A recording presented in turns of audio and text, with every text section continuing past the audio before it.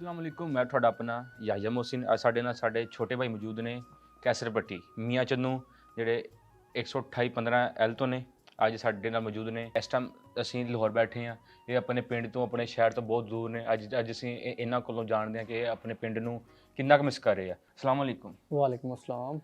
भाईजान क्या हाल चाल है जी अल्लाह का शुक्र।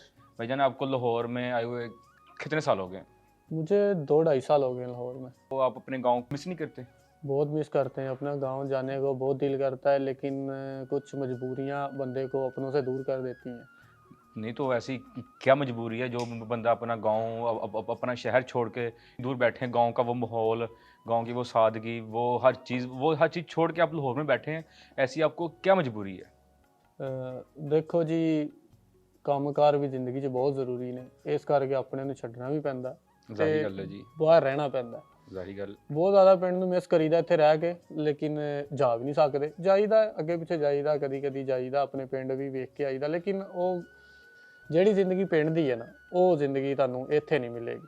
ਨਹੀਂ ਤੇ ਬਈ ਆਪਣਾ ਪਿੰਡ ਕਿਹੜਾ ਕੰਮ ਸੀ ਖੇਤੀਬਾੜੀ ਸੀ ਜੀ ਬਿਲਕੁਲ ਖੇਤੀਬਾੜੀ ਸੀ ਸਾਡਾ ਆਪਣਾ ਮਾਸ਼ਾਅੱਲਾ ਮਾਲ ਡੰਗਰ ਸੀ ਮਾਸ਼ਾਅੱਲਾ ਪਹਿਲੀ ਬੰਨਾ ਸੀ ਸਾਡਾ ਮਾਸ਼ਾਅੱਲਾ ਆਪਣਾ ਜ਼ਿਮੀਦਾਰਾ ਕਰੀਦਾ। ਵਾਲਾ ਸਾਹਿਬ ਅੱਜ ਵੀ ਉੱਥੇ ਹੀ ਹੁੰਦੇ ਨੇ ਸਹੀ ਸਹੀ ਤੇ ਉਹ ਕੰਮਕਾਰ ਸਾਰਾ ਸੰਭਾਲਦੇ। ਨਹੀਂ ਤੇ ਉਹ ਸਵੇਰ ਉੱਠ ਕੇ ਖੇਤਾਂ ਨੂੰ ਜਾਣਾ ਪੱਠੇ ਲਿਆਉਣੇ ਕੁਤਰਨੇ ਪਾਉਣੇ ਤੁਹਾਨੂੰ ਹਰ ਚੀਜ਼ ਤੁਹਾਨੂੰ ਯਾਦ ਨਹੀਂ ਆਉਂਦੀ ਹਰ ਚੀਜ਼ ਨੂੰ ਬੜਾ ਮਿਸ ਕਰੀਦਾ ਵਾ, ਲੇਕਿਨ ਫਿਰ ਬਾਹਰ ਨਿਕਲੇ ਆ ਨਾ ਹੁਣ ਫਿਰ ਹਰ ਚੀਜ਼ ਨੂੰ ਭੁਲਾ ਕੇ ਫਿਰ ਬਾਹਰ ਕੰਮ ਹੁੰਦੇ ਨੇ।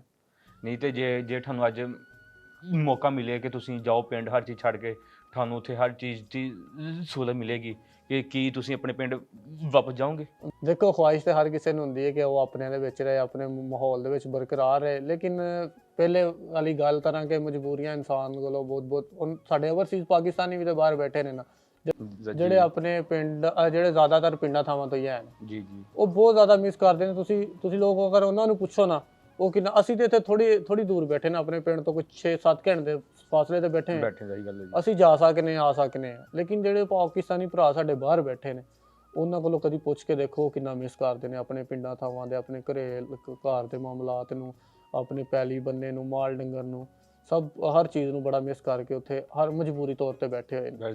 ਸਾਰੀ ਗੱਲ ਹੈ ਜੀ। ਬਾਈ ਜਾਨ ਸਾਡਾ ਜਿਹੜਾ ਮੇਰਾ ਮੇਨ ਮਕਸਦ ਸੀ ਨਾ ਇਹ ਚੈਨਲ ਤਿਆਰ ਕਰਨ ਦਾ ਇਹੀ ਸੀਗਾ ਕਿ ਜਿਹੜੇ ਸਾਡੇ ਭੈਣ ਭਰਾ ਠੀਕ ਹੈ ਜਿਹੜੇ ਕੋਈ ਲੋਕ ਬਾਹਰ ਬੈਠੇ ਆ ਜਿੰਨੇ ਕੋਈ ਸ਼ਹਿਰੀ ਆ ਉਹਨਾਂ ਨੇ ਕਦੀ ਪਿੰਡ ਨਹੀਂ ਵੇਖਿਆ ਉਹ ਪਿੰਡ ਦਾ ਮਾਹੌਲ ਉਹ ਹਰ ਚੀਜ਼ ਅਸੀਂ ਇਹ ਚੈਨਲ ਸਾਡਾ ਬਣਾਉਣ ਦਾ ਮਕਸਦ ਇਹ ਸੀਗਾ ਕਿ ਉਹਨਾਂ ਨੂੰ ਜਦੋਂ ਪਿੰਡ ਦੀ ਯਾਦ ਹੋਣ ਉਹ ਸਾਡਾ ਚੈਨਲ ਖੋਲ੍ਹਣ ਉਹ ਆਪਣਾ ਪਿੰਡ ਵੇਖਣ ਹਰ ਚੀਜ਼ ਵੇਖਣ। ਅਸੀਂ ਐਸੇ ਮਕਸਦ ਵਾਸਤੇ ਆਪਣਾ ਚੈਨਲ ਤਿਆਰ ਕੀਤਾ ਕਿ ਕਿਸੇ ਨੂੰ ਪਿੰਡ ਦੀ ਕਮੀ ਮਹਿਸੂਸ ਨਾ ਹੋਵੇ। ਬਿਲਕੁਲ ਸਹੀ ਗੱਲ ਹੈ, ਬਿਲਕੁਲ ਤੁਸੀਂ ਬਹੁਤ ਅੱਛਾ ਕੰਮ ਕੀਤਾ ਹੈ। ਜਿਹੜੇ ਲੋਕ ਸਾਡੇ ਬਾਹਰ ਬੈਠੇ ਹੋਏ ਨੇ ਜਾਂ ਸ਼ਹਿਰਾਂ ਦੇ ਵਿੱਚ ਜਾ ਕੇ ਆਪਣੀ ਜ਼ਿੰਦਗੀ ਗੁਜ਼ਾਰ ਰਹੇ ਨੇ ਆਪਣੇ ਘਰ ਵਾਲਿਆਂ ਤੋਂ ਦੂਰ ਆਪਣੇ ਪਿੰਡਾਂ ਤੋਂ ਦੂਰ, ਉਹ ਇਸ ਚੈਨਲ ਤੇ ਆਉਣਗੇ ਜ਼ਰੂਰ, ਯਾਦਾਂ ਤਾਜ਼ਾ ਕਰਨਗੇ ਆਪਣੀਆਂ। ਲੇਕਿਨ ਸਾਡੇ ਪਿੰਡ ਦਾ ਮਾਹੌਲ ਕੁਝ ਐਸਾ ਰਿਹਾ ਸ਼ੁਰੂ ਤੋਂ ਕਿ ਅੱਜ ਵੀ ਸਾਡੇ ਪਿੰਡ ਚਲੇ ਜਾਓ ਨਾ ਤੁਸੀਂ ਲੋਕ ਚੇਂਜ ਹੋਏ ਨੇ ਲੇਕਿਨ ਮਾਹੌਲ ਨਹੀਂ ਚੇਂਜ ਹੋਇਆ। ਅੱਜ ਵੀ ਉੱਥੇ ਛੋਟੇ ਬੱਚੇ ਇਹ ਗੇਮਾਂ ਪਲੇ ਕਰਦੇ ਨੇ ਲੇਕਿਨ ਬਹੁਤ ਘੱਟ ਹੋ ਗਈਆਂ ਨੇ। ਸਾਡੇ ਪਿੰਡ ਅੱਜ ਵੀ ਗੇਮਾਂ ਨੂੰ ਬੜੀ ਤਰਜੀਹ ਦਿੱਤੀ ਜਾਂਦੀ ਹੈ। ਸਾਡੇ ਕੋਲ ਬਹੁਤ ਵੱਡਾ ਇੱਕ ਸਰਕਾਰੀ ਸਕੂਲ ਹੈ, ਉਹਦੇ ਵਿੱਚ ਸ਼ਾਮ ਨੂੰ ਸਭ ਪਲੇ ਹੁੰਦਾ ਹੈ, ਸਾਰੀਆਂ ਗੇਮਾਂ ਪਲੇ ਕਰਦੇ ਨੇ, basketball, handball, cricket, football, gulli danda. ਜਿਹੜੇ ਬੱਚੇ ਇਹਨਾਂ ਚੀਜ਼ਾਂ ਨੂੰ ਪਸੰਦ ਕਰਦੇ ਨੇ ਉਹਨਾਂ ਨੂੰ ਬਕਾਇਦਾ ਕੋਚ ਦਿੱਤੇ ਜਾਂਦੇ ਨੇ ਇਹਨਾਂ ਗੇਮਾਂ ਲਈ। ਗੱਲ ਇੰਝ ਹੈ ਨਾ ਕਿ ਬਹੁਤ ਮਾਹੌਲ ਚੇਂਜ ਹੋ ਗਿਆ, ਬੱਚੇ ਸਰਕਾਰੀ ਸਕੂਲਾਂ ਤੋਂ ਇੰਗਲਿਸ਼ ਮੀਡੀਅਮ 'ਚ ਹੋ ਗਏ ਨੇ। ਹੁਣ ਇਹਨਾਂ ਗੇਮਾਂ ਦੀ ਜਗ੍ਹਾ ਤੇ ਉਹਨਾਂ ਕੋਲੋਂ ਪੀਟੀ ਕਰਵਾਈ ਜਾਂਦੀ ਹੈ, ਉਹਨਾਂ ਨੂੰ ਇਹਨਾਂ ਚੀਜ਼ਾਂ ਬਾਰੇ ਸਿਖਾਇਆ ਜਾਂਦਾ ਹੈ, ਉਹਨਾਂ ਨੂੰ ਅੱਗੇ ਵਧਣ ਦੇ ਹੋਰ ਤਰੀਕੇ ਦੱਸੇ ਜਾਂਦੇ ਨੇ। ਉਹਨਾਂ ਨੂੰ ਜਿਸਮਾਨੀ ਰੂਹਾਨਤ ਨਹੀਂ ਮਿਲਦੀ, ਹੁਣ ਬਸ ਜੋ ਪੜ੍ਹਾਈ ਰੂਹਾਨੀ ਤਾਲੀਮ ਹਾਸਲ ਕਰਦੇ ਨੇ ਤੇ ਅੱਗੇ ਵਧਦੇ। ਨਹੀਂ ਤੇ ਬਾਈ ਤੁਹਾਨੂੰ ਵੀ ਇਸ ਲਾਹੌਰ 'ਚ ਆਏ ਨੂੰ ਕੋਈ ਤਕਰੀਬਨ 2.5 ਸਾਲ ਹੋ ਗਏ ਨੇ। ਬਿਲਕੁਲ ਠੀਕ ਹੈ। ਤੇ ਤੁਸੀਂ ਪਿੰਡ ਦੀ ਜ਼ਿੰਦਗੀ 'ਚ ਤੇ ਸ਼ਹਿਰ ਦੀ ਜ਼ਿੰਦਗੀ 'ਚ ਤੁਸੀਂ ਕੀ ਫਰਕ ਮਹਿਸੂਸ ਕੀਤਾ? ਦੇਖੋ ਕੋਈ ਵੀ ਜ਼ਿੰਦਗੀ ਨਾ ਆਪਣੇ ਮਾਹੌਲ ਦੇ ਹਿਸਾਬ ਨਾਲ ਬੰਦਾ ਐਡਜਸਟ ਕਰ ਲੈਂਦਾ ਲੇਕਿਨ ਪਿੰਡ ਦੀ ਤੇ ਸ਼ਹਿਰ ਦੀ ਜ਼ਿੰਦਗੀ ਦੇ ਵਿੱਚ ਬਹੁਤ ਜ਼ਿਆਦਾ ਫਰਕ ਹੈ। ਉੱਥੇ ਤੁਸੀਂ ਸਵੇਰ 5 ਵਜੇ ਉੱਠ ਸਕਦੇ ਹੋ, ਤੁਸੀਂ ਬਾਹਰ ਜਾ ਸਕਦੇ ਹੋ, ਖਾਣ ਪੀਣ ਉੱਥੇ ਤੁਹਾਡਾ ਬਿਲਕੁਲ ਅਲੱਗਾ ਹੁੰਦਾ ਹੈ। ਇੱਥੇ ਅਸੀਂ ਕਦੀ ਵੀ 10 ਤੋਂ 11 ਤੋਂ ਪਹਿਲਾਂ ਨਹੀਂ ਉੱਠੇ ਹੈ ਸੁੱਤੇ। ਉਸ ਤੋਂ ਬਾਅਦ ਆਪਣੇ ਕੰਮਕਾਰ ਤੇ ਅਜੇ ਕੰਮਕਾਰ ਤੋਂ ਜਾ ਕੇ ਸੋ ਜੀਦਾ, ਨਾ ਸਾਡਾ ਕੋਈ ਐਂਟਰਟੇਨਮੈਂਟ ਪਲੇ ਆ ਨਾ ਅਸੀਂ ਕੁਛ ਹੋਰ ਕਰਨੇ ਆ। ਬਸ ਕੰਮ ਕੀਤਾ ਤੇ ਸੋ ਲਿਆ। ਉੱਥੇ ਅਸੀਂ ਸਭ ਕੁਝ ਕਰੀਦਾ ਸੀ, ਇੰਟਰਟੇਨ ਹੋਈਦਾ ਸੀ, ਫਿਰੀ ਤੁਰੀਦਾ ਸੀ, ਯਾਰਾਂ ਦੋਸਤਾਂ ਨਾਲ ਸ਼ਾਮ ਨੂੰ ਬੈਠੀਦਾ ਸੀ, ਸਾਰੇ ਕੰਮਕਾਰ ਕਰੀਦੇ ਸੀ। ਲੇਕਿਨ ਇਹ ਸ਼ਹਿਰ ਦੀ ਜ਼ਿੰਦਗੀ ਤੇ ਪਿੰਡ ਦੀ ਜ਼ਿੰਦਗੀ 'ਚ ਬਹੁਤ ਕਹਿ ਰਹੇ ਨੇ। ਅਸੀਂ ਲਾਹੌਰ ਦੇ ਵਿੱਚ ਬਹਿ ਕੇ ਪੰਜਾਬੀ ਤੇ ਪੰਜਾਬੀਆਂ ਦੀ ਜ਼ੁਬਾਨ ਨੂੰ ਪ੍ਰਮੋਟ ਕਰ ਰਹੇ ਹਾਂ। ਤੁਸੀਂ ਵੀ ਸਾਨੂੰ ਫੁੱਲ ਸਪੋਰਟ ਕਰੋ ਤਾਂ ਕਿ ਅਸੀਂ ਜਾ ਕੇ ਅੱਗੇ ਇਹਨਾਂ ਨੂੰ ਹੋਰ ਵਧਾ ਸਕੀਏ ਇਹਨਾਂ ਚੀਜ਼ਾਂ ਨੂੰ। ਤੇ ਬਾਈ ਜਾਨ ਜਿਹੜੇ ਕੋ ਸਾਡੇ ਭੈਣ ਭਰਾ ਜਿਹੜੀ ਅੱਜ ਵੀਡੀਓ ਵੇਖ ਰਹੇ ਆ, ਇਹਨਾਂ ਨੂੰ ਤੁਸੀਂ ਕੀ ਪੈਗਾਮ ਦੇਣਾ ਚਾਹੋਗੇ?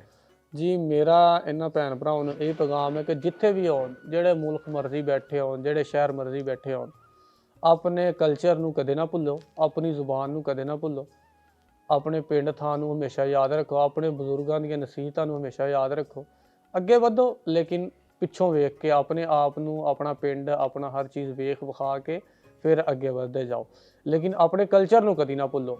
ਸਭ ਕੁਝ ਅਸੀਂ ਵੀ ਲਾਹੌਰ ਬੈਠੇ ਹਾਂ, ਪੰਜਾਬੀ ਬੋਲਦੇ ਪਏ ਹਾਂ, ਅਸੀਂ ਆਪਣੇ ਪੰਜਾਬ ਦਾ ਕਲਚਰ ਕਦੀ ਨਹੀਂ ਭੁੱਲਾਂਗੇ। ਅਸੀਂ ਕਿਤੇ ਵੀ ਕਿਸੇ ਦੂਸਰੇ ਮੁਲਕ ਚਲੇ ਜਾਈਏ, ਪਾਕਿਸਤਾਨ 'ਚ ਹੀ ਰਹੀਏ, ਜਿੱਥੇ ਵੀ ਚਲੇ ਜਾਈਏ, ਕਲਚਰ ਆਪਣਾ ਕਦੀ ਨਹੀਂ ਭੁੱਲਾਂਗੇ।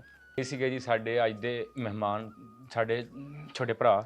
ਸਾਨੂੰ ਦਿਓ ਇਜਾਜ਼ਤ, ਇਨਸ਼ਾਅੱਲਾ ਮਿਲਦੇ ਹਾਂ ਅਗਲੇ ਪੋਡਕਾਸਟ 'ਚ। ਤੇ ਜਾਂਦੇ ਹੋਏ ਲਾਈਕ, ਸ਼ੇਅਰ ਐਂਡ ਸਬਸਕ੍ਰਾਈਬ ਕਰਦੇ ਜਾਇਓ।